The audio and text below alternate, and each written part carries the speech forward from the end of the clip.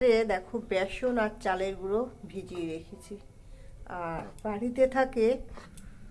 বাড়িতে রয়েছে, তোমরা সবাই জানো, আমাদের ধনেপাতা গাছ। সেই ধনেপাতা তেলও ছাড়া হয়ে গেছে কালি কুষ্টি কড়াইতে। এখন আমি সেইটা কি করব দেখো।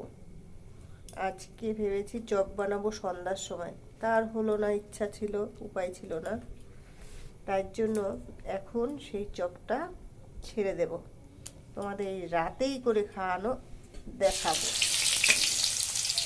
দাঁড়াও, পুরো টাটকা গুঁড়াটা ফেলানো হয়েছে, তারপরে এটাকে আবার দেখো এরকম করে বেঁধে দেওয়া হচ্ছে।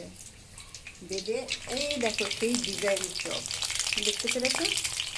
এই ডিজাইনটাকে এরকম করে করলে বেশ খুব সুন্দর একটা হবে, খেতেও খুব ভালো লাগবে গো। বাড়িরটা তো হেভি লাগে। এই দেখো একটা আমার হয়ে গেছে সেই চপ। এটাকে হাড্ডির মতো লাগছে না কিসের মতো লাগছে দেখো। আরো হবে এটা, এটুকু শুধু দেখালাম। দাঁড়াও, এই চিংড়ি মাছের চপের মতো লাগছে না বন্ধুরা? অ্যাকচুয়ালিতে ধনেপাতার চপ খেতে বেশি টেস্ট লাগে ডালে বা চপ মুড়ি দিয়ে। আর আমরা আজকে রাত্রে ডাল দিয়ে খাবো, কিন্তু যেরকম বানাতে চেয়েছিলাম সেরকম হয়নি, কিন্তু খেতে কিন্তু টেস্ট লাগবে।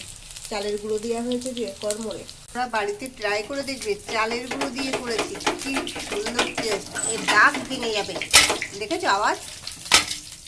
আহা, খেতেও সেরকম হবে।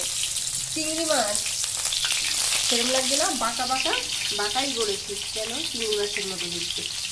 আর এটা হলো নাম হলো বাড়ির ধনেপাতা। কারা কারা ধনেপাতার চপ খেতে ভালোবাসো, লাইক শেয়ার কমেন্ট করো। Tata bye.